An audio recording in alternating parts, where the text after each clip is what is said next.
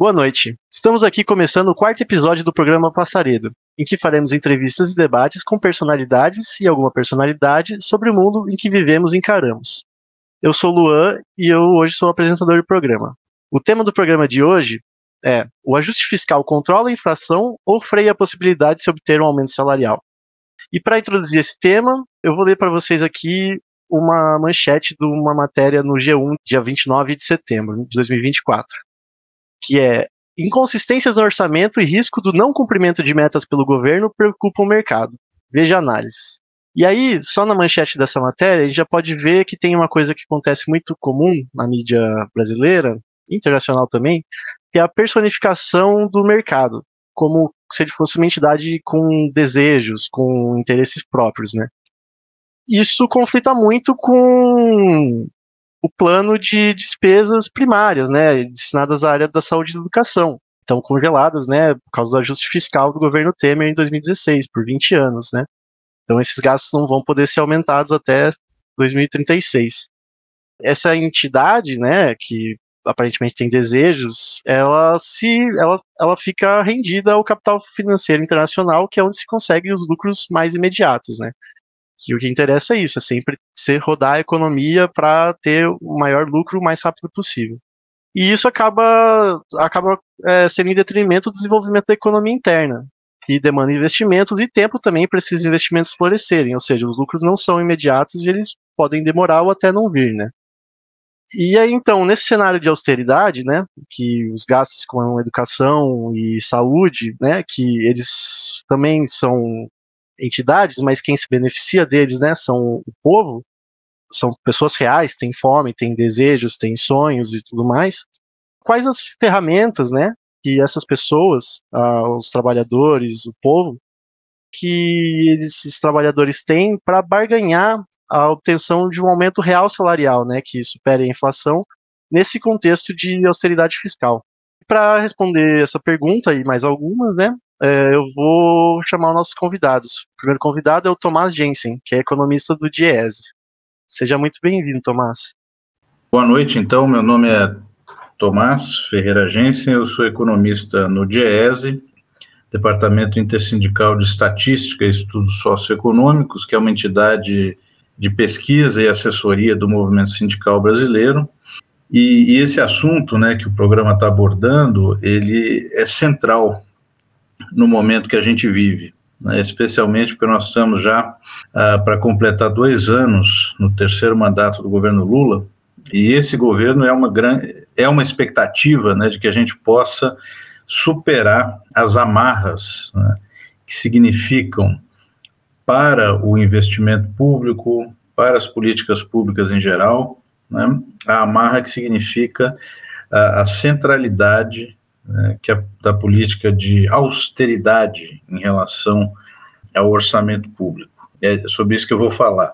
Mas eu queria aproveitar esse início para dizer um pouco do tamanho do desafio que é alterar esse rumo, lembrando que essa centralidade de ajuste fiscal, de fazer superávit primário, né, ou seja, você tentar organizar o orçamento de forma que você não gaste mais do que você arrecada, estamos falando aqui do orçamento público, né, orçamento da União, isso vem lá dos anos 90. De certa forma, a gente já está completando 30 anos, né, da primazia desse tipo de orientação na política econômica. Isso foi introduzido, né, de fato, com o Plano Real. Então, o Plano Real, que reduziu, né, profundamente, que interrompeu, né, de fato, o processo de hiperinflação que a economia brasileira vivia e colocou a taxa de inflação, né, em patamares próximos do que a gente vive hoje, ofereceu uma legitimidade muito forte aos 8 anos do governo Fernando Henrique Cardoso para que ali se alterasse essa orientação de política econômica. Uma das estratégias vinculadas ao Plano Real foi de atrair para a economia brasileira capital, né, dinheiro do exterior interessado em ganhar altas taxas de juros, né, que se praticavam aqui dentro do Brasil. a taxa que referencia, né, boa parte da dívida pública emitida pela União. E esse processo fez com que a dívida pública interna aumentasse muito vertiginosamente nos 8 anos de Fernando Henrique e também nos governos que se seguiram. Então, o Brasil, que tinha até o final dos anos 80 um grande problema de endividamento externo, e esse era um limitador importante para o crescimento, passou a ter um problema muito mais grave com o endividamento interno. Mas isso não precisaria ser um problema, até porque a dívida pública interna ela é emitida pelo Tesouro da União em reais, ou seja, na nossa moeda nacional. A dívida externa sempre foi um problema para países como o Brasil, porque para ser paga é preciso ter dólares, principalmente. E, portanto, toda a lógica da economia girava em torno de conseguir dólares para pagar os compromissos da dívida externa. A dívida externa, de certa forma, ela foi equalizada na virada dos anos 80 para os anos 90, inclusive o Pedro Malan foi o negociador dessa equalização, ainda no governo Collor, e por ter liderado essa negociação, o Pedro Malan acabou sendo ministro da Fazenda por 8 anos, no Fernando Henrique. Mas o endividamento interno, ele não cresceu porque o Estado brasileiro passou a emitir dívida para se financiar e fazer mais políticas públicas, mais investimentos em infraestrutura. Não, pelo contrário. A lógica era justamente atrair capitais estrangeiros, né, com taxas de juros elevadas, e isso fez com que a economia brasileira, ao longo dos 8 anos de Fernando Henrique, iniciasse um processo acentuado, por exemplo, de desindustrialização precoce, né, uma vez que a nossa industrialização tinha chegado ao auge justamente nos anos 80. Então, já no final dos anos 90, a gente já está num processo de desindustrialização que vem caminhando até hoje. Além disso, a taxa de câmbio entre o real e o dólar esteve sempre altamente valorizada, né? Ou seja, para lembrar um dado importante, ali por volta de 1996, né, você comprava $1 com 90 centavos de real. E depois a taxa de câmbio média, que vai vir até praticamente o governo Dilma, é uma taxa de câmbio que tornava mais vantajoso a importação de bens de consumo variados, né, do que a produção local. Né? Isso, inclusive, encarecia a produção local para a venda externa. Né? Isso também contribuiu com o processo de desindustrialização. Como a dívida interna cresceu e passou a ter um peso cada vez maior no orçamento da União, isso fez com que fosse necessário que a política econômica, né, assumisse esse tal de ajuste fiscal permanente. Porque se a gente olhar o orçamento público, né, de certa forma são 2 grandes orçamentos. Tem um orçamento financeiro, que se refere à dívida pública, né, o financiamento, a rolagem, né, o pagamento, inclusive, do principal dessa dívida, e tem uma outra parte que é todos os gastos da União referidos à previdência, de aposentadorias, pensões, saúde, educação, segurança. O que foi acontecendo é que o orçamento financeiro cresceu cada vez mais. E se estabeleceu, a partir do governo Fernando Henrique, uma prática de que esse orçamento financeiro é como se ele não existisse. O ajuste fiscal é feito em cima dos gastos primários, ou seja, saúde, educação, as políticas públicas em geral, investimento do Estado. E, de certa forma, o Fernando Henrique legou para o governo seguinte, né, que foi o Lula, a partir de 2003, uma política econômica extremamente amarrada, né, que foi também assumida pelo governo Lula, que já era baseada, então, nas metas de inflação para a atuação do Banco Central, na realização de superávites primários, ou seja, você arrecadar mais dinheiro do que aquilo que é gasto com saúde, educação, investimentos do Estado, E isso fez com que a transição do governo Fernando Henrique para o governo Lula não tivesse grandes alterações do ponto de vista dessa forma de gerir e de olhar a economia. E é nesse sentido, então, né, que as políticas de ajuste fiscal foram sucedendo nesse período, né?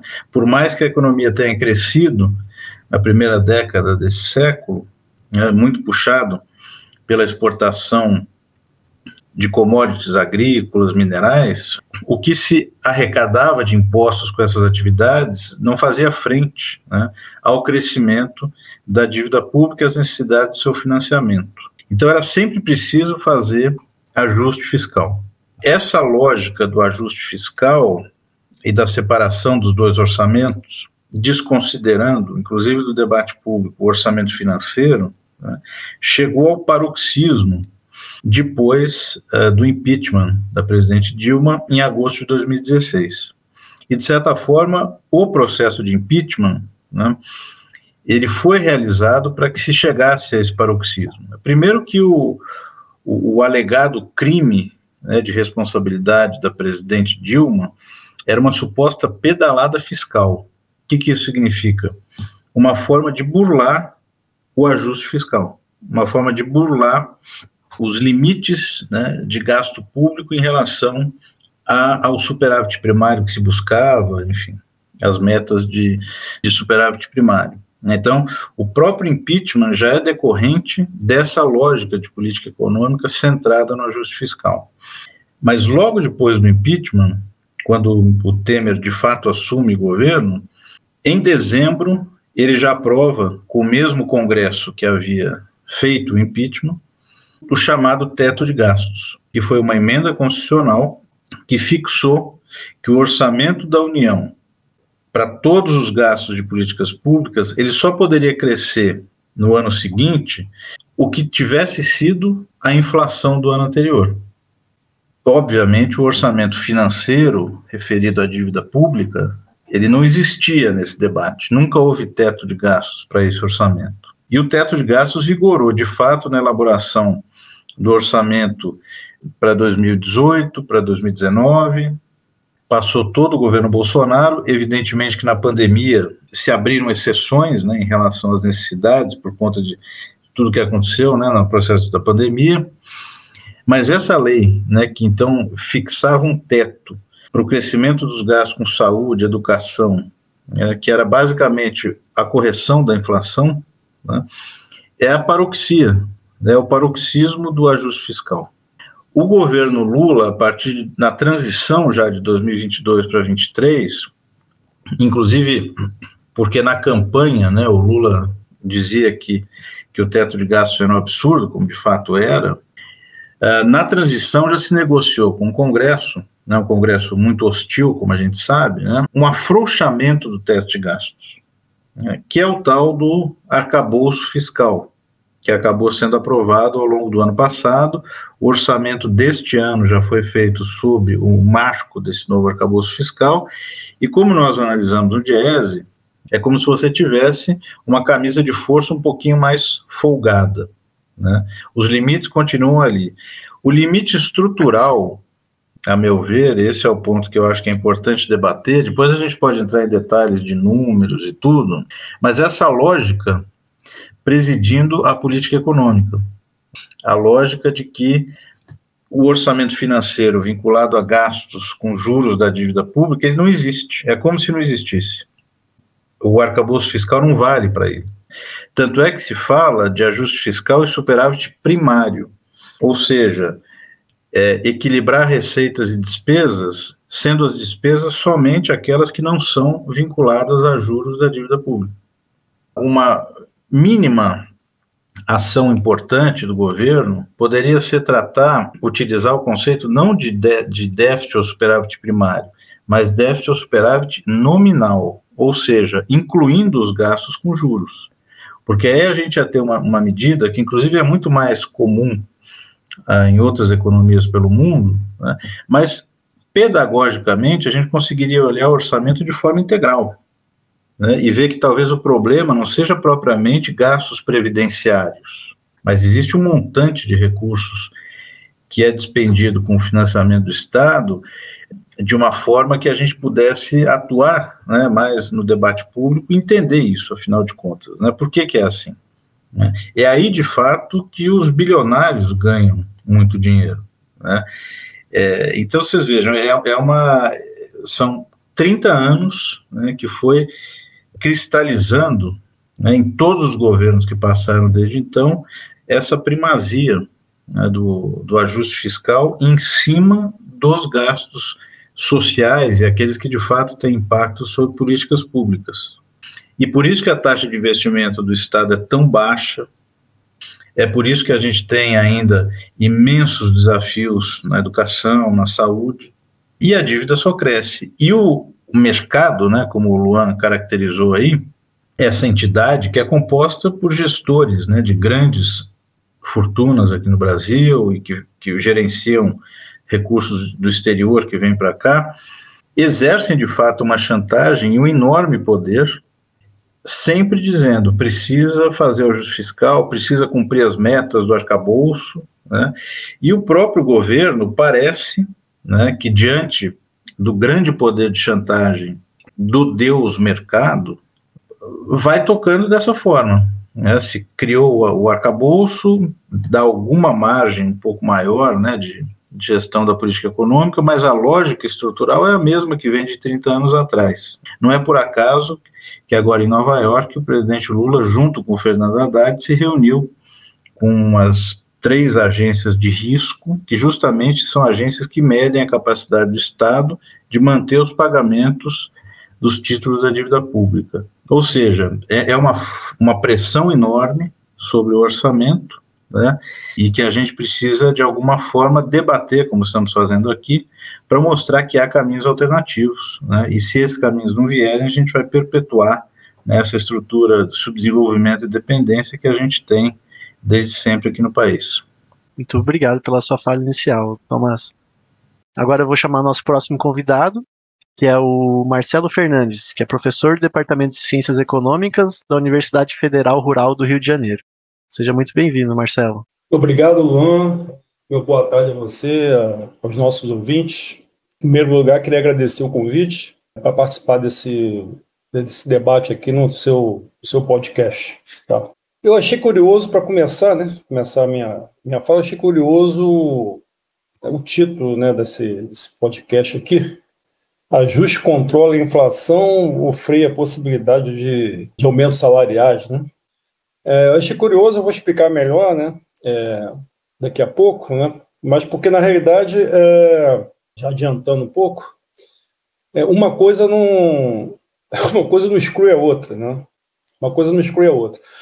Agora, falando de ajuste fiscal, né, na realidade, aqui o Tomás já fez um panorama, né, da importância que esse tema ganha desde o Plano Real, de 1994, a entrada do governo Fernando Henrique Cardoso em 95, mas ele passa a ter um aspecto especial aqui no Brasil realmente a partir de 99, quando você passa a utilizar as metas de inflação, ali em janeiro de 99. Né? O Brasil veio de uma crise muito grave, né? No final de 98 e no início de 99, o governo passou a utilizar, através do Banco Central, né, que seria o responsável por isso, o sistema de metas de inflação. E dentro do sistema de metas de inflação, havia um componente importante, tá, fundamental, tá, no sentido de manter os preços estáveis, né, que era o tal do superávit primário. Né, superávit primário. Então, na realidade, você passou a ter um tripé, né, deixa eu só aqui recordar um pouco, que era o sistema de meta de inflação, o câmbio flutuante. Antes você tinha um tipo de câmbio, vamos dizer, um câmbio semifixo, né? E aí você passou a utilizar, então, o câmbio flutuante, que é o que você tem até hoje, o superávit primário. Quer dizer, então, o governo ele tinha, né, a obrigação, né, segundo o tripé macroeconômico, de ter superávit primário. Bom, os superávites primários, de 99, né, a pelo menos 2013, né, e aí você reparem que isso aí engloba, né, o primeiro governo Lula, o segundo governo Lula e os 3 primeiros anos do primeiro mandato da Dilma. Né? Todos esses anos, né, nós tivemos superávit primário, todos esses anos.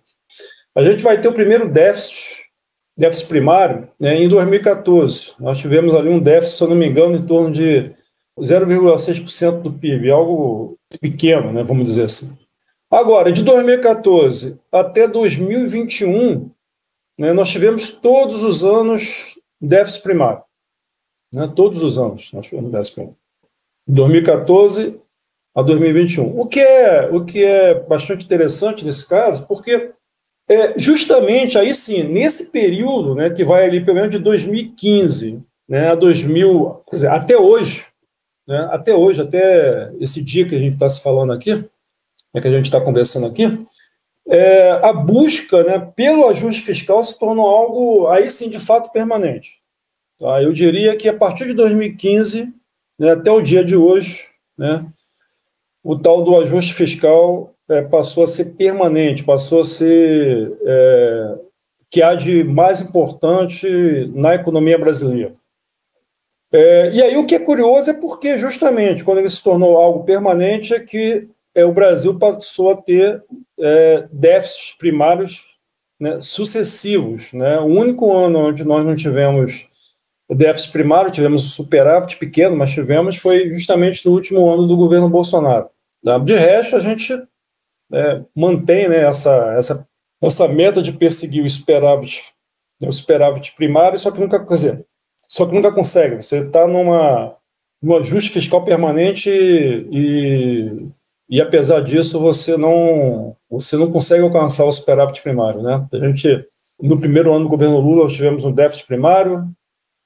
Nesse ano, nós teremos, né, mais uma vez, déficit primário, né? E para o ano que vem, o governo está com uma meta, né, de zerar o déficit, né, de tentar manter as contas em equilíbrio. Então, assim, o que eu queria destacar é isso. Né? Então, a gente está numa situação de ajuste fiscal permanente, mas nunca alcança.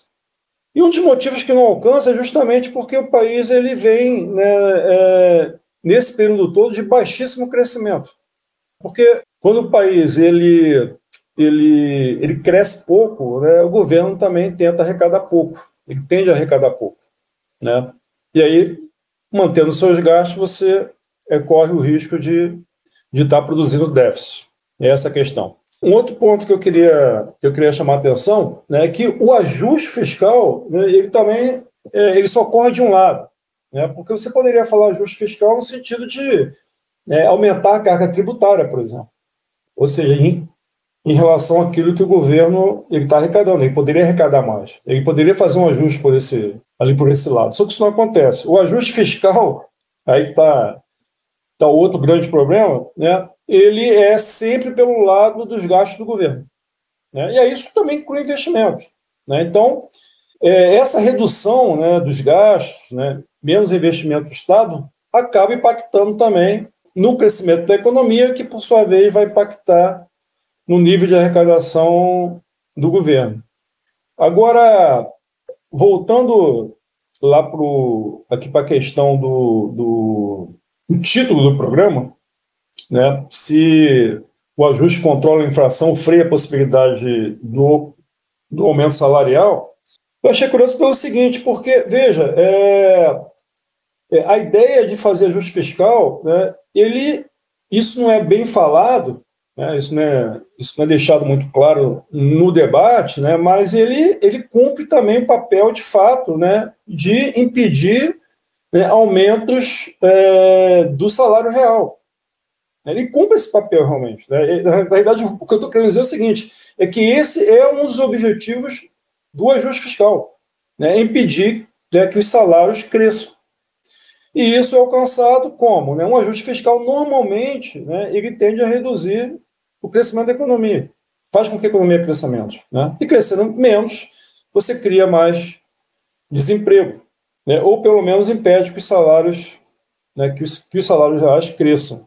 Né? Então, na realidade, um dos objetivos do ajuste fiscal, né, é manter, de fato, o salário estáveis, né? Se possível, até reduzir. Isso é dito muito claramente. Né? O presidente do Banco Central numa palestra, né, dada alguns meses atrás, né, ele falou justamente que a inflação ela poderia estar saindo do controle porque a taxa de desemprego ela estava se reduzindo a um nível que dificultaria, né, o combate à inflação. E daí a possibilidade que ele levantava naquele momento de ter que elevar a taxa de juros, né, algo que ocorreu recentemente. Um outro ponto aqui para encerrar essa minha primeira fala é o seguinte, né, a gente, infelizmente, a gente caiu num ciclo muito ruim, né, porque criou-se, né, dentro dos meios de comunicação, né, dentro da sociedade brasileira mesmo, né, de uma forma geral, a ideia, né, de que o ajuste fiscal, né, que os governos eles devem manter, né, de todas as formas, suas contas equilibradas. Isso está muito entranhado, né, na mídia hegemônica, enfim, nos principais meios de comunicação, e daí a importância, né, de um espaço como esse, tá, Luan? Mas está muito entranhada a ideia, né, de que o governo, ele, de forma alguma, ele pode gastar mais do que arrecada. Tá? Isso é uma falácia, não corresponde à realidade, até porque o Brasil, mesmo, como eu acabei de falar aqui, está desde 2014, tirando o ano de 2022, ele tem feito isso, ele tem gastado mais do que arrecada, certo? E o Brasil não quebrou nada disso, certo? Só que isso é um impedimento, de fato, essa ideia que está entranhada, né, na cabeça de tantos economistas, inclusive de parte da esquerda, né, do espectro político, de que o governo ele é como se fosse uma dona de casa, né, digamos, como a gente fala, né, nas nossas aulas, né, a chamada economia do lar. Né, então, a ideia de que o governo ele deve se comportar como se fosse a economia do lar. Né, ele só pode gastar aquilo que ele arrecada. Isso é uma falácia e faz com que nós, né, permanecemos nessa camisa de força, né, de estar incessantemente buscando um ajuste fiscal que até agora, né, a gente não consegue alcançar. Pelo menos não desde 2014. Tá? Enfim, então era essa as minhas primeiras observações, Luan. Obrigado. Obrigado, Marcelo. Então agora eu vou chamar para cá a nossa debatedora, a Rúbia Wegner, que é professora do Departamento de Ciências Econômicas da Universidade Federal Rural do Rio de Janeiro também. Seja muito bem-vinda, Rúbia. Boa noite, obrigada, Luan. Boa noite, né, ao Marcelo, meu colega, ao Thomas, né, economista do DIEESE.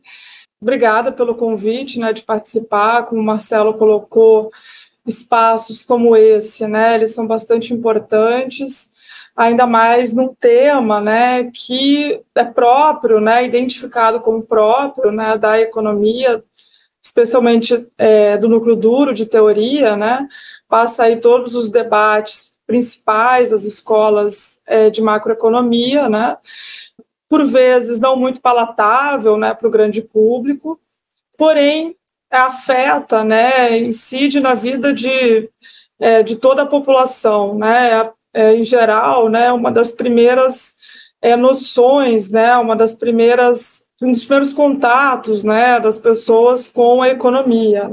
Então, dado, né, o que os colegas, né, colocaram aqui, que me antecederam, né, e a minha posição também no debate, né, percebo que foram trazidos muitos elementos do orçamento, né, até do orçamento, da política fiscal, né, até pelo próprio tema, né, do nosso debate hoje.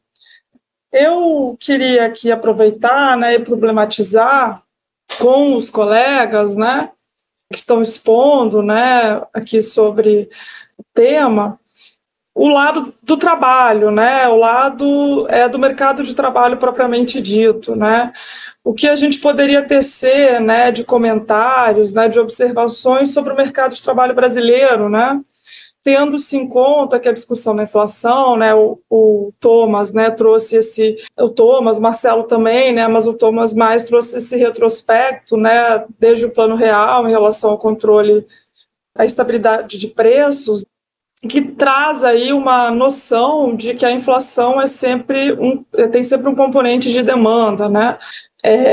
O lado, né, de conflito distributivo, né, de lucros e salários, né, nessa dinâmica de acumulação, ela em geral, né, não é considerada, né? Olhando aí, né, por esse aspecto, os sindicatos teriam um papel relevante, né, nessa barganha, né, da barganha dos trabalhadores em relação à maior participação na renda, né, na renda nacional, tomando, né, como impeditivo também o grau, né, de concentração, de oligopolização da economia, né, que não se trata meramente também de atender, né, os pedidos, as reivindicações de aumento de salário, né, mas está muito mais pelo lado do poder, né, do tamanho dos sindicatos. Então, a gente acompanha aí, né, uma precarização do trabalho, né, os sindicatos estão cada vez se encolhendo mais, talvez a categoria docente ainda tenha alguma proeminência, né, em termos de representação sindical, né, inclusive nós passamos por uma greve nesse ano, né, em que passava muito por esse discurso do conflito em relação a se apoderar dos fundos públicos, né, a maior participação dos fundos públicos, né, então como que os nossos colegas, né, percebem nessa dinâmica inflacionária e de aumento de salário, né, também o lado do mercado de trabalho brasileiro, em relação a esse aspecto, né, maior precarização, então os sindicatos se diminuindo, né, sindicatos patronais predominando também, né, que poderia forçar, né, uma saída, né, ou forçar mais essa amarra da inflação e também do controle de gastos, né. Estou trazendo isso motivada muito também pela pergunta, né, que foi feita aqui nesse debate. Então, você quer formular uma pergunta para eles responderem, Rúbia? Eu acho que o Thomas, né, como ele está no DIEESE, né, eu acho que ele poderia comentar um pouco nessa dinâmica do mercado de trabalho em relação aos salários nominais, reais, os setores que mais empregam, né, da economia, enfim. Muito bom escutar o Marcelo e a Rúbia.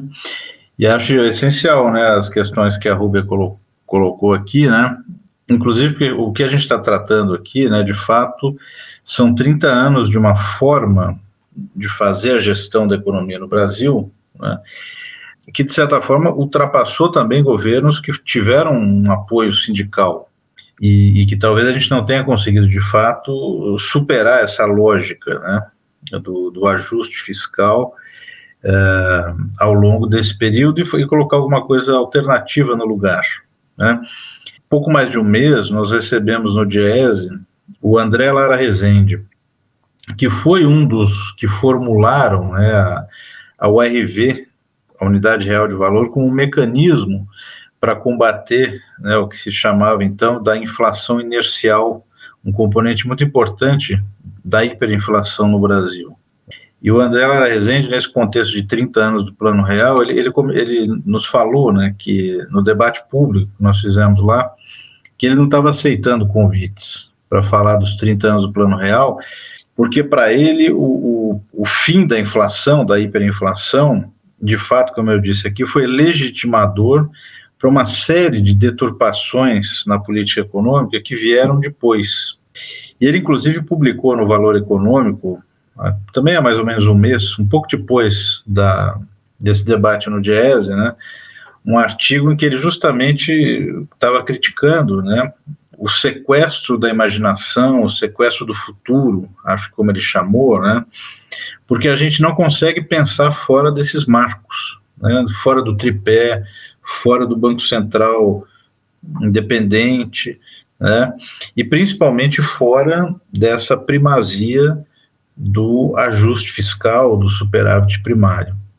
E quando ele fala isso, ele está falando para nós, inclusive, né, do movimento sindical brasileiro, porque evidentemente que se a gente pegar os indicadores econômicos mais recentes, né, nós podemos dizer a economia vai muito bem, e na superfície de fato vai, né, o último dado de crescimento trimestral do PIB foi acima de 3%, né, projetando um crescimento para 2024 acima de 3%. A taxa de desemprego está bastante baixa, né, a taxa de desocupação, números históricos até, né? Mas quando a gente chega próximo do PIB, começa a analisar de fato os números, nós vamos ver que a taxa de investimento continua muito baixa, até caiu nesse último trimestre. O mercado de trabalho, dos 110 milhões, né, de brasileiros que compõem a força de trabalho no Brasil, os ocupados, né, nós ainda estamos entre 37% e 40% desse total com uma inserção informal, das diversas formas de inserção informal, seja a pessoa que trabalha sem carteira assinada, é assalariada, mas sem carteira assinada, é um microempreendedor individual, né, enfim, tem várias formas de ser informal aqui no Brasil, e esse percentual ainda é muito elevado, embora os assalariados com carteira assinada tenham crescido. E, de certa forma, o mundo dos sindicatos são os assalariados com carteira assinada. São esses que são representados pelos sindicatos, que fazem negociação coletiva, e isso gera acordos ou convenções de trabalho que incluem aumento de salário. E o nosso monitoramento mostra que esse ano você tem uma imensa maioria, acima de 90% das categorias, né, dos acordos e convenções de salário, estão registrando aumento de salário acima da inflação. Nós temos uma taxa de inflação que está baixa, e isso abre margem para conquistas de ganho real.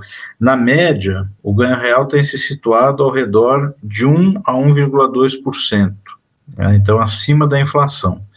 Então, esse mundo, né, do trabalho assalariado, representado pelos sindicatos, voltou, né, a ter êxito do ponto de vista de aumento salarial, inclusive com ganho real.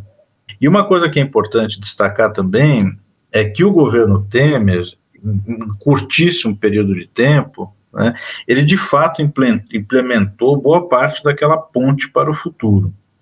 E um dos aspectos que já estava na ponte para o futuro era atuar no sistema de relações de trabalho no Brasil. Inicialmente, o que se queria era fazer com que pudesse prevalecer o negociado em relação ao legislado, ou seja, onde o sindicato de trabalhadores e uma representação patronal concordassem algum item diferente do que está previsto na CLT, na Consolidação das Leis de Trabalho, se esse acordo fosse assinado por ambas as partes, ele prevaleceria em relação ao que está na CLT. Esse era o início, é a menção que a Ponte para o Futuro faz sobre relações de trabalho.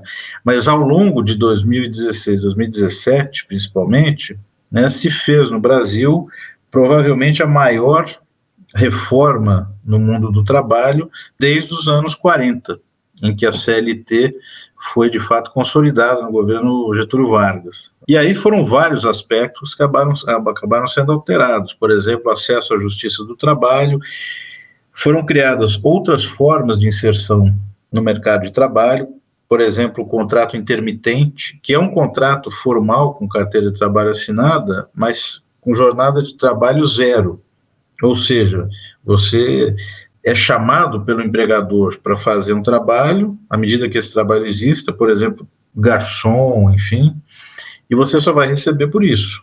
Esse é o contrato intermitente. Isso não existia, né, na legislação brasileira, agora passou a existir, né? Ainda não é um grande número de trabalhadores com contrato intermitente, mas a simples possibilidade de existência, né, faz com que, né, se vá ampliando a possibilidade de pessoas que vão aceitando condições de trabalho muito mais precarizadas. Então, enfim, eu acho que para não avançar muito no tempo, né, a grande reforma trabalhista do Temer também tem impacto sobre os desafios que a gente tem de transformar crescimento econômico em desenvolvimento, de fato, em melhorias das formas de inserção no mundo do trabalho. Talvez, por isso, que mesmo num cenário de crescimento econômico, Isso não está se transformando em melhoria das condições eleitorais dos candidatos explicitamente apoiados pelo governo, né? Porque talvez o bem-estar não seja sentido pelo conjunto da população ainda. Marcelo, se quiser, pode comentar. Achei bem pertinente as questões levantadas aqui pelo Tom, pela Ruby. Olha, eu começo pelo seguinte: a gente está com uma taxa de desemprego aberto agora em torno de 6,7, 6,5, não tenho um número exato agora. Isso me parece uma taxa de desemprego baixa. Mas você vê como que as coisas têm mudado, né? Não tem muito tempo, isso, sei lá, vou falar aqui de 30 anos, né? Isso certamente era considerado 6,5%, 6% era considerado uma taxa de desemprego alta. Por que essa mudança agora, né? Quer dizer, isso sem contar, aliás, né, antes que eu continue, sem contar a quantidade de precarizados, né, de pessoas que trabalham em algum emprego muito ruim, ou o cara quer trabalhar 8 horas, mas só consegue trabalhar 4, enfim. Uma série de questões que há nesse índice de desemprego aberto, né, que no captam. Mas eu diria o seguinte, porque, veja, tudo agora passou, né, a ser envolto, né, na ideia de você manter os preços estáveis. A inflação ela passou a ter uma importância descomunal, né, muito maior do que qualquer outra coisa, como, por exemplo, taxa de desemprego, o crescimento econômico, etc, etc. Então, por exemplo, o crescimento econômico passou a ser algo, digamos, secundário. E é justamente, né, o crescimento econômico que faz reduzir, por exemplo, a taxa de desemprego. Então, assim, qual é a taxa de desemprego razoável, né? A taxa de desemprego razoável agora digamos, o mercado, os meios de comunicação, é aquele que mantém, né, a taxa de inflação a níveis muito baixos para um país como o Brasil. A meta de inflação agora está em 3%. Então, se você tem uma inflação, né, de 3%, né, qualquer taxa de desemprego é razoável, né? Uma taxa de desemprego de 10% é razoável, né, desde que você tenha uma inflação na meta, que agora está em 3%. Né? Então, assim, eu acho isso lamentável. Né? E a gente caiu, né, num ciclo muito ruim, né, de achar que qualquer crescimento, né, um pouco acima do esperado, 3%, como agora parece que vai ocorrer, né, a expectativa do Ministério da Fazenda, do Banco Central, que a gente tem um crescimento aí de 3%, mais ou menos, né, vai por volta de 3%, acho que 3,2% e tal, já é considerado um grande crescimento. É importante dizer o seguinte, que a gente, assim, quando se trata, né, da renda per capita, a gente está em 2024, a gente não alcançou ainda, né, a renda per capita que a gente tinha em 2013. Ou seja, o Brasil hoje ele é mais pobre do que era em 2013. É importante que se diga isso. Né? E você só vai conseguir recuperar isso, né, com crescimento econômico. Né? E aí, crescimento econômico, para você fazer o país crescer, né, existe uma receita que é infalível, né, que é aumentar os investimentos do Estado. Certo? Mas nós caímos nessa garra, né, de que tudo deve estar, né, direcionado para manter, né, os preços estáveis. Né? A meta de inflação, que agora está em 3%. Todo o resto é secundário. Eu acho isso um problema. E aí ainda vem com uma ideologia que está por trás disso tudo aí também, né, que eu não comentei, mas que tem a ver com o que a Rubem falou, né? Essa fraqueza dos sindicatos ela vem também de uma ofensiva, né? Aí não é só o governo, na realidade, mas de todas as instituições do Estado, da própria sociedade, contra os sindicatos, né? No sentido de que os sindicatos é uma coisa que atrapalha, etc, etc. E, para terminar, eu queria dizer o seguinte, o ajuste fiscal, né, ele está há muito tempo, essa ideia de ajuste fiscal, né? Aí o Thomas falou de 30 anos, né? Eu trouxe um pouco mais recente, eu falei, acho que a partir de 99, né, onde realmente ficou mais, digamos, incrustado, né, a coisa, mas nos últimos anos, Tomás, né, a ideia de ajuste fiscal, né, ela se tornou uma coisa assim absurdamente forte. Né? Ela nunca foi tão forte aqui no Brasil, né, como está agora. né? Infelizmente, é dentro de um governo, enfim, de caráter mais popular, progressista, do que eram os governos anteriores. Então, essa ideia de ajuste fiscal ela nunca teve tão, digamos, tão incrustado, né, na mente do mercado, das pessoas, né, da grande mídia, o que é lamentável e explica, né, em grande parte, eu diria que a maior parte, né, do porquê que a gente está nessa mediocridade de crescimento baixo há mais de 10 anos. Foi bom ouvir, né, o Thomas e o Marcelo.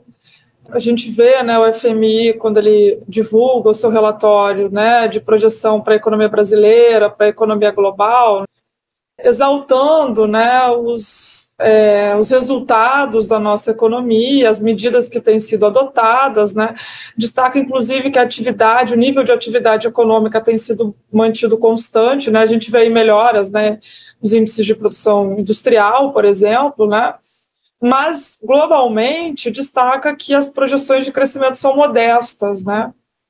Quando coloca isso, né, destaca também os riscos em cima da inflação, né? Então, essa medida, né, que já é tratada, né, teoricamente, né, na economia há muito tempo, né, de nível de emprego e salários nominais, né, nos modelos tradicionais, ou numa perspectiva, né, de acumulação de capital e conflito distributivo, ou de custos, né, nos modelos mais heterodoxos, ela é o cerne do debate, mas como o Thomas e o Marcelo colocaram, né, os indicadores do nosso país, eles parecem não justificar essa preocupação aguerrida, né, com o lado fiscal, né, da economia. E aí me ocorreu perguntar, né, aos dois, até se a gente pensar nisso, o teto de gastos, como o Brasil pensou ali no governo Temer, né,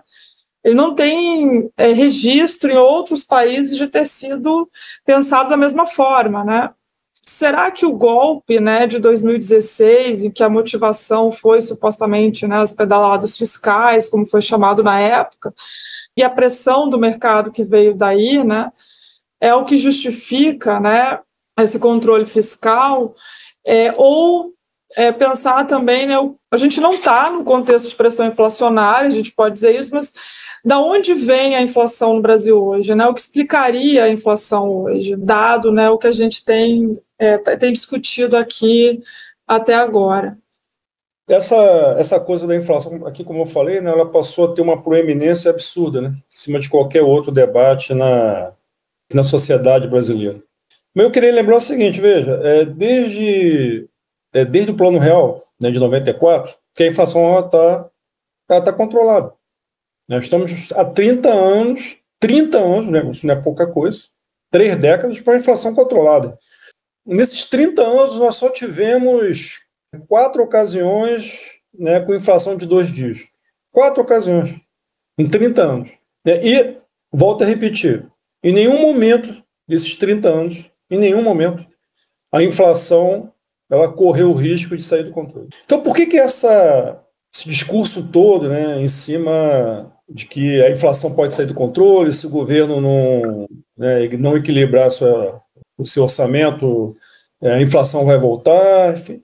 Eu diria que digamos, uma vitória, né, ideológica desses setores mais conservadores, né? Eu acho que um pouco do que veio, né, pós, né, o golpe de 2016 contra Dilma, né, reforçou, né, esse setor que já era muito forte, o setor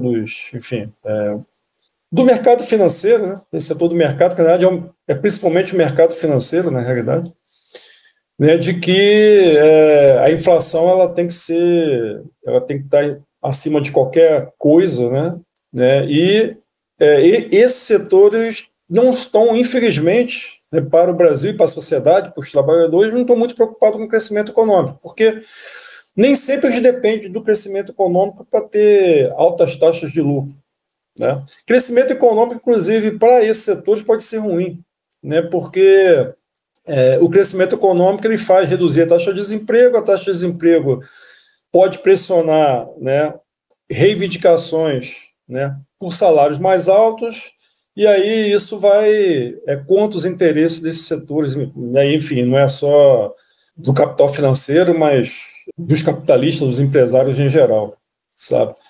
Enfim, então, a inflação no Brasil, aqui para terminar, né, para não fugir muito da resposta, assim, ela está controlada. Assim. Você está com uma expectativa de inflação para esse ano de 4,2% no ano de 24, no ano de 2024. Para o ano que vem, a expectativa está em torno de 3,5%. Então, assim, a inflação está controlada. Né? A gente não tem nenhum problema nesse momento agora de grande pressão sobre o preço, enfim. Né? E, lembro, né, a gente está tratando de um país, né, em desenvolvimento, né, que tem uma estrutura produtiva ainda que muitas vezes dificulta, né, o combate à inflação, etc.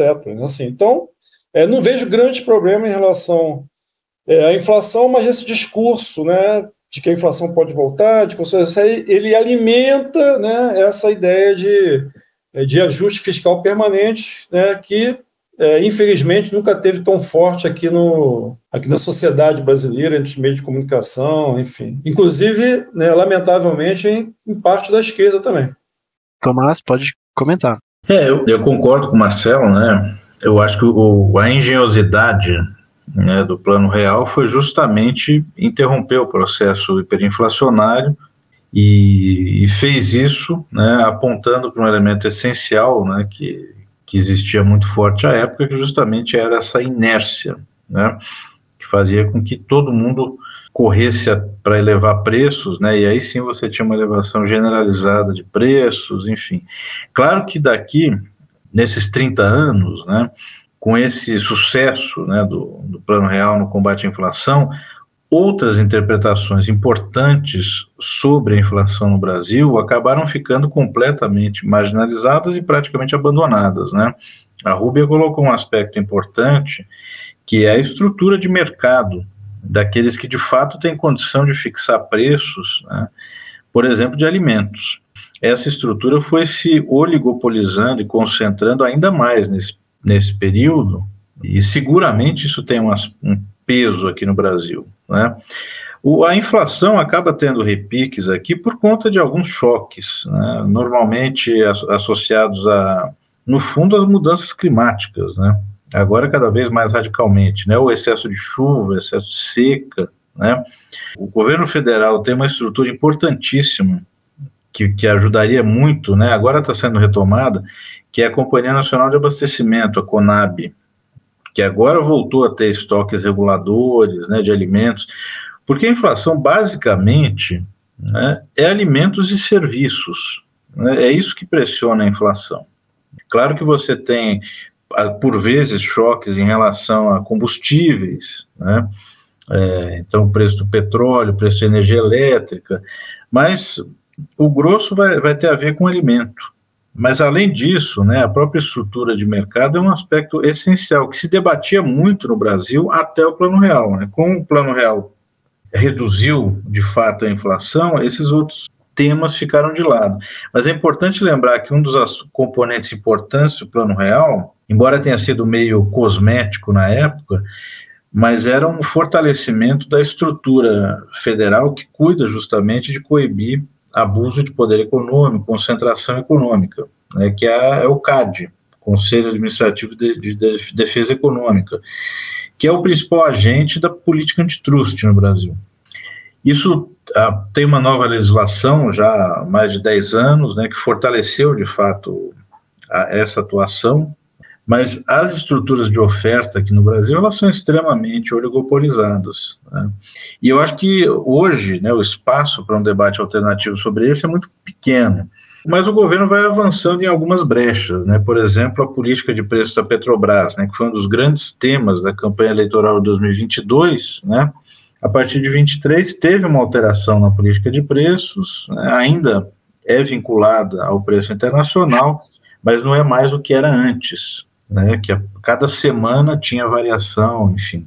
São medidas que sinalizam a importância da gente retomar o debate mais geral sobre inflação, né, não ficar simplesmente achando que tudo é excesso de demanda, porque aí vai cair nas costas dos trabalhadores assalariados, né, que no fim das contas são aqueles que dá para mensurar, que tem mais renda para gastar e, como já diria o Kalec, né, os trabalhadores gastam o que ganham. A gente precisaria retomar para os empresários também, né, que eles vão ganhar o que eles gastarem em investimento, né? Mas então eu acho que outras referências para o debate seriam essenciais. O que a gente infelizmente está vendo é que existe uma forte chantagem. É evidente que todo mundo sabe da ligação do Arthur Lira com os grandes bancos, com quem gerencia o dinheiro, e a ameaça ali foi muito explícita, né? Se não tivesse o arcabouço fiscal, se não tivesse a manutenção do Banco Central independente, tudo, ia para o impeachment. Não há dúvidas em relação a isso, né? O governo Lula, de fato, ele governa com a faca no pescoço, né? Mas a gente precisa alargar os horizontes, né? E eu mencionei uma coisa simples aqui, o Ministério da Fazenda devia enfatizar, e o próprio Lula, o conceito de déficit nominal. Eu acho que já ajudaria a gente a recolocar o debate, por exemplo, sobre o montante de juros. Hoje é 8% do PIB, né, que é transferido para quem de fato tem títulos da dívida pública. Isso ajudaria até o debate sobre taxação de super ricos, de bilionários, né? Talvez essa pequena margem de manobra o governo teria, não precisaria nem tanta coragem para fazer isso, né? Muito obrigado. Então, Rúbia, se você quiser levantar a terceira e última questão aí eu vou pedir para vocês responderem um pouquinho mais curto, em 4 minutos, para a gente já partir para o encerramento. Prontinho, Rúbia. Obrigada, Luan. Eu acho que eu encerraria, né, perguntando ao Tomás e ao Marcelo, né, possíveis recomendações, né.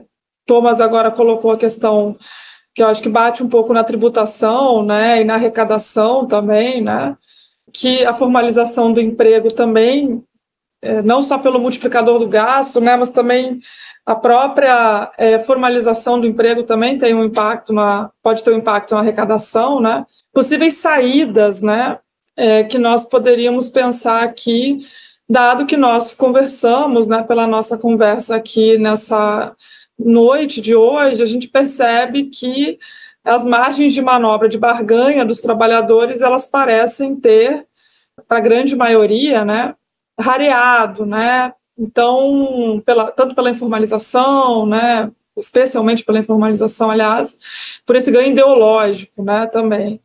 Então, que possíveis saídas, né, pelo lado do gasto, da arrecadação, né, que me parece que é onde tem pego mais, né, os dois enxergam, né, ou recomendariam. Pode começar, Tomás. O que eu enfatizei também, né, é que os sindicatos têm conseguido, inclusive, ganho real, né, a despeito, enfim, de tudo que aconteceu de 2017 para cá. Porque, de fato, as estruturas no nível do sindicato, né, que é aquele contato diário com os trabalhadores e tudo aquilo permitiu ter mais força, né, e, de fato, são os sindicatos que fazem as negociações, né. A despeito da gente ter tido uma queda na taxa de sindicalização importante, mas nas principais categorias ela tem se mantido elevada. E isso, inclusive, sustenta, né, a atividade dos sindicatos. Eu acho que o principal elemento que a gente precisa urgentemente aproveitar esses próximos 2 anos é propor esse debate alternativo. Seria ótimo se isso viesse também por parte do governo. A gente viu a ressonância que as críticas ainda muito difusas, né, que o presidente Lula fez à condução do Banco Central pelo Campos Neto, como aquilo já recolocou o debate sobre taxa de juros, né, enfim, de certa forma sobre gasto com dívida, né. Então ele tem uma capacidade de ressonância muito forte. Daqui para frente virão as propostas de alteração no Congresso Nacional que nos interessam muito mais. Por exemplo, a reforma tributária que ataca, de fato, a renda, né, tributar patrimônio, renda e riqueza. Essa reforma que está sendo aprovada, né, que está sendo regulamentada, é uma simplificação tributária necessária, né, porém também que vem lá da Ponte para o Futuro. Ela foi praticamente formatada ainda no governo Bolsonaro, né, e não teve grandes alterações em relação ao que está se aprovando aqui. a gente provavelmente vai ter uma simplificação tributária, teremos isso, mas com uma alíquota bastante elevada. Mas o que nos interessa muito mais é a tributação sobre renda e riqueza. E isso vai entrar no Congresso Nacional ou no final desse ano ou no começo do ano que vem. E aí esse vai ser o grande debate. Isso colocará em questão, né, de fato, a profunda desigualdade que existe no Brasil. Isso interessa a todos, né? Não é só isentar as parcelas de participação em lucros ou resultados que os trabalhadores recebem. Aliás, as políticas de PLR, elas foram regulamentadas já em 1996, também como parte do Plano Real, numa estratégia de fazer com que, para as principais categorias de trabalhadores, a remuneração variável passasse a ser mais importante do que a regularmente recebida como salário. Isso vem lá de 96 também. Agora é generalizado nas principais categorias. Essa reforma tributária sobre renda e riqueza, sem dúvida nenhuma, vai ser uma excelente oportunidade da gente não só debater, mas propor alternativas, né? Até aqui o governo atuou de forma interessante em relação a alguns tipos de fundo de investimento, né? Isso tem tido um impacto de arrecadação, né? Mas, no entanto, a gente ainda continua tratando o orçamento da União como se existisse só metade dele. A outra metade, ela não tem limite, não tem debate, não tem questionamento, né? E uniformizar a política econômica, né? Esperamos que, a partir do ano que vem, a política monetária, com o novo presidente do Banco Central, se harmonize com a política fiscal, que é exercida, né, pelo Ministério da Fazenda, sobretudo, né? Que a gente possa ter um caminhar mais convergente, incorporando, inclusive, outros atores, né, que sejam escutados no Boletim Focus, por exemplo, porque só banqueiros e não industriais, ou mesmo entidades como o DIEESE e o IBGE, que também fazem projeções de inflação e crescimento, né? E também que a gente possa até ter um alargamento do próprio Conselho Monetário Nacional, né, que hoje é restrito ao Ministério da Fazenda, Planejamento e Banco Central, que é ali que se determina, por exemplo, a estratégia de longo prazo em relação à inflação, né? Então a gente precisa democratizar a economia, né? O que aconteceu nos últimos 30 anos foi um cerceamento desse debate, isso é evidente, né, pela mídia e tudo, para que a economia se torne um tema só de especialistas, né? E aí, essa turma toda aí, que é os donos do dinheiro no Brasil, eles nadaram de braçada, né?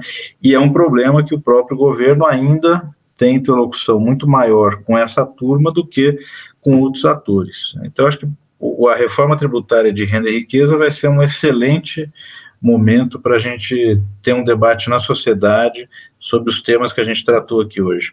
Muito obrigado, Tomás. Manda ver, Marcelo. Eu começo pelo seguinte, né? Na realidade, Tomás, atualmente, né, o Ministério da Fazenda e o Banco Central estão super afinados. Infelizmente. Estão super afinados, né? Em que sentido, né? Na ideia de ajuste fiscal. Tanto o Banco Central quanto o Ministério da Fazenda. Eu espero que, aí justamente ao contrário, né? Entrando um novo presidente do Banco Central, eu conheço ele, eu sei que ele tem ideias um pouco, digamos, mais heterodoxas na economia, a gente possa desfazer esse consenso, né, que há entre o Ministério da Fazenda e o Banco Central no sentido de ajuste fiscal permanente, né? Mas não tenho grandes esperanças também, não. Tá? Por quê? Porque, como o próprio Tomás falou aqui agora, o debate está totalmente interditado, né? Há, digamos, uma vitória ideológica, né, digamos, da ortodoxia econômica que mantém, né, volto a repetir, a ideia de ajuste fiscal permanente. Agora, o Tomás falou outra coisa interessante, né, que é o quê? Ele não falou com essas palavras, né, mas é a ideia de correlação de forças, né? A correlação de forças, né, no Brasil está muito ruim, né? Você tem um Congresso realmente bastante conservador, né, que faz com que o governo, de fato, ele governe com a faca no pescoço. O que eu acho que a gente precisava tentar mudar um pouco esse consenso, né, a respeito de que a inflação né, é a coisa mais importante do mundo, né, que se tem que manter um ajuste fiscal permanente, é tentar, né, criar, né, um novo consenso, né, a respeito do crescimento econômico.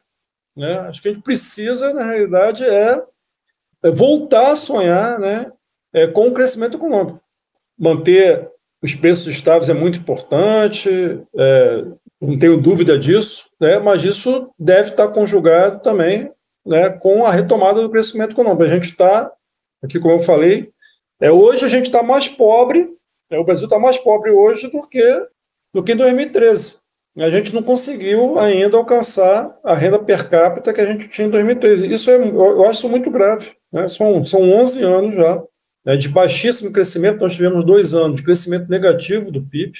E sem crescimento econômico, você, como eu falei aqui antes, você tem dificuldade de aumentar salário. E embora o Thomas tenha lembrado aqui que os salários até têm tido algum ganho em cima da inflação, isso é importante. Por quê? Mas porque você teve, né, um pequeno espirro, né, de crescimento econômico nesses últimos meses. Então, enfim, eu acho que a gente precisa, de fato, tentar criar um novo consenso, né, não só a respeito de que a economia deve, evidentemente, ter preços estáveis, né, e tudo mais, mas que o crescimento econômico é importante, o aumento dos salários também é importante, enfim. Eu acho que só assim que a gente pode novamente pensar, né, em saídas, né, para um país mais justo, mais soberano, e por aí vai. Então, gente, acho que a gente vai ficar por aqui. Agradeço imensamente a vocês por cederem o tempo de vocês, o conhecimento acumulado, né, de todos esses assuntos que a gente sabe que pode ficar muito complicado, assim, né, são muitas forças que agem ao mesmo tempo, antagônicas, que se unem por conveniência, né. Eu acho que hoje aqui a gente conseguiu dar uma boa panorama para o assunto, assim, né, pelo menos para quem não está sabendo de nada que está acontecendo, ter alguma ideia, né, conseguiu ver que isso aqui é o estado que a gente está hoje, né, é o resultado de uma política econômica, né, que já vem em mais de 30 anos, com todas as particularidades da economia de Estado, né, a gente não está falando aqui de economia do lar, né, são coisas muito diferentes. Que a gente viu também que a questão da precarização do trabalho também está diretamente ligada a isso, né, tanto com o enfraquecimento dos sindicatos, como a flexibilização da renda das pessoas, né, que já não necessariamente em termos de salário, né. E acho que uma das estratégias, assim, né, que a classe trabalhadora pode ter, tanto individualmente como coletivos, né, é se envolver nesse debate, né, de uma democratização da discussão dos assuntos econômicos, né, e como o Marcelo acho que falou no começo, né, que o ajuste fiscal não necessariamente pode ser contra a classe trabalhadora, né, pode ser também sobre a tributação de renda e riqueza, né, então ficar esperto nesses balanços e ver em qual lado da balança que a gente pretende fazer força para pesar, né, e também acabar gerando um crescimento econômico e que reverta em avanços sociais, né? Não só um crescimento econômico do número ir para cima e a vida das pessoas fica como está, né? Mantendo o status quo. Não, esses crescimentos econômicos tem que voltar para a população, né? A verdade é que está gerando tudo isso, né? Mais uma vez, agradecer vocês. Obrigado pelo nível altíssimo de debate também. Valeu, gente. Muito boa noite para vocês. Boa noite. E fiquem bem, se cuidem. Prazer. Obrigado. Muito prazer. E aqui se encerra mais um programa Passaredo. Espero que vocês tenham gostado do conteúdo e tenham aprendido alguma coisa, né? Espalhem esse conhecimento, né? Dê o like aí no vídeo, se inscreve no canal da Baruch e a gente se vê na próxima. Até mais.